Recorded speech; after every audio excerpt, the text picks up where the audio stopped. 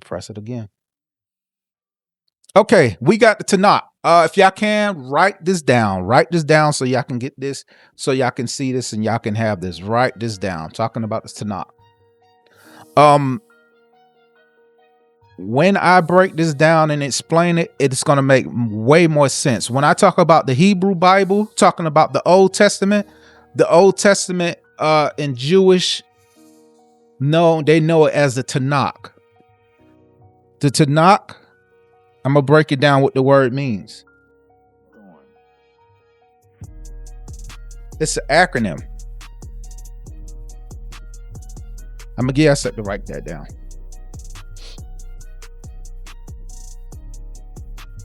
It's kind of blurry over there. And the Tanakh actually is 3 words put together. We get our Torah. The Torah is the Pentateuch or the Pentateuch, the first 5 books of the Bible, which we get our law. Then we get the Nevi'im, which is the prophets, and the Ketuvim, which is the writings. So we have the law, the first 5 books of the Bible. We have the prophets, the major and minor prophets that we always been taught about. Then the writings. Now, when it comes to the Tanakh, it really ended in the book of Chronicles. Some of the books, the other books, were added later. So Chronicles is really like from Genesis to Chronicles, but it was in a different order. So when a Jewish person is reading or they asking questions, they will come to you and ask you some things and ask you if it's in the Tanakh. So the Torah is, like I told you, called the Pentateuch, and that's the first 5 books. I'm showing you this because some believe that the Bible just comes from the Torah, but that's just the Old Testament, the first 5 books. It's not, the whole Bible is not the Torah, it's just the beginning. And also Torah means the learning or the teaching. So in these books, this is where we have our covenant. We have a covenant with Moses. We have a promise with Abraham. We have the fall. We have the flood. So this is like all the different main covenants that come into place. So you're going to get this, and you get God's law, his civic law, his moral law, his ceremonial law. Civic law, how to treat people, moral laws about food and how you do things, what's right and what's wrong. And then you get your actual 10 commandments. So it's like all these different laws, laws are put together as far as your civic, your moral, and the 10 commandments. So these things we see were actually used, and what happens today, some people take a law that's in the Old Testament that's done away with, and they'll still try to put it now in the New Testament, which Jesus already died for that. And they'll try to put this law and try to use it still to this day because they don't know the difference between a civic law, a law that was just for the people, just for Israel at that time when there's that particular area, a moral law, something that they was just supposed to do while they was here. And then they don't understand that there's certain things that they was supposed to do now, or we not doing this anymore. So all these things get mixed up. And if we don't understand the word, don't understand these different laws, we'll take all of it and dump it and think, oh, this is part of the New Testament. But it's not. So let's go to this next thing. I hope y'all got that written down. Just put Torah and put the law. So the Nevi'im, you see what books that include, all the prophets. And what God done was, at first, he came on the scene, figured that Adam would work things out. Adam didn't. Adam failed. So now we go to Noah. Noah fails. And then, we go to Moses. Moses fails. And then we go to Joshua, where Joshua is the word Yehoshua, where we get the word Jesus from. Symbolic, already being shown through the word, bringing them to the promised land after they was in the wilderness, bringing you to the promise, bringing you to heaven after you was living in a bad place, or after you was going through this. So after you coming through the wilderness, now he brings you to the promised land, which was Canaan. So then we have our judges, and then when we have our judges, we start having different kings, and after we have our kings, we start having prophets. So this is what the Nevi'im comes in. So this shows you these books of the prophets.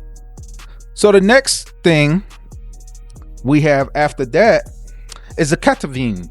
And what this is what we call the writings, like Psalms and the wisdom books, the worship books, the history books, Songs of Solomon, Ecclesiastes, books of this nature.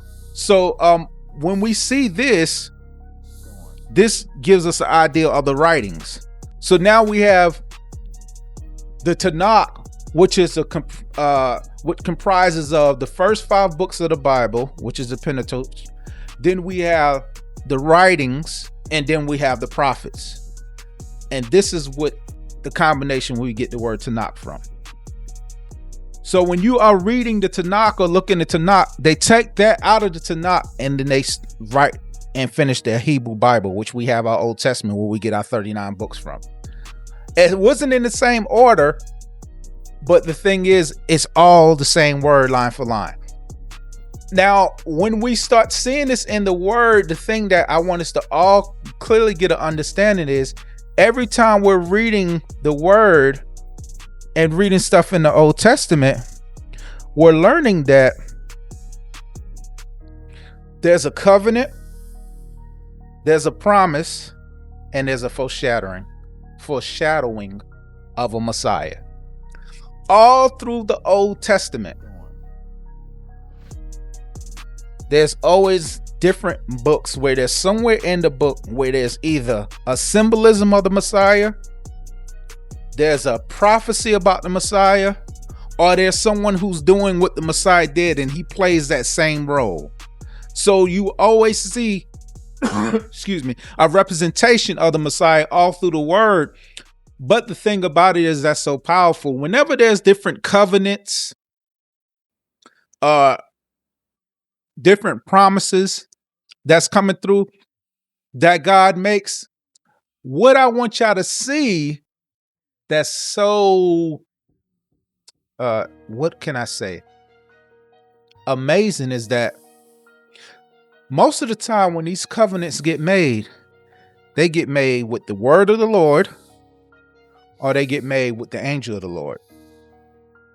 And while the people are talking to either the word of the Lord or the angel of the Lord, they will come back and say, God did it, or the angel of the Lord or the word of the Lord say, I'm God.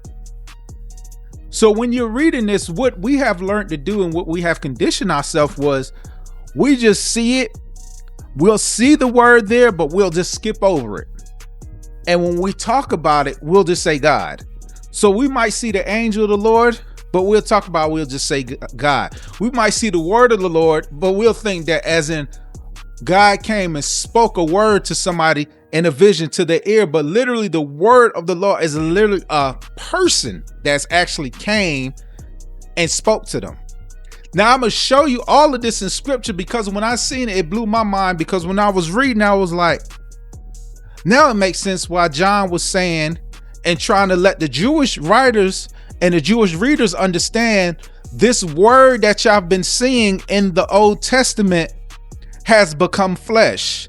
This word was with God and this word was God, which means he's seen God face to face, and this word has become flesh. So John was breaking down to them to give them a full understanding that this same word we've been seeing through all the Old Testament that was making covenants, and this angel of the Lord, angel meaning Malach or messenger, this messenger of the Lord has been the same entity that actually has become flesh. So let me show you this in scripture. I'm gonna keep going for a sec, but I gotta break some stuff down to y'all. I gotta break this down. So looking at this and seeing, and I've just broke all this down and said it without even pulling up this slide, talking about what doesn't matter and why it matters to Christians. We get the foundation of understanding the New Testament. The most powerful thing to do, and I need to say this while it's on my mind. The most powerful thing to do is when you're studying and when you're learning something, especially when it comes to Christ, most of the time, a good 90% of the time when Christ speaks, he's saying something or quoting something from the Old Testament. He's relaying something back to the Old Testament that he was there and done to prove his existence, which he's eternal. But on top of that, he's letting the person in front of him who he's talking to know that I am that person.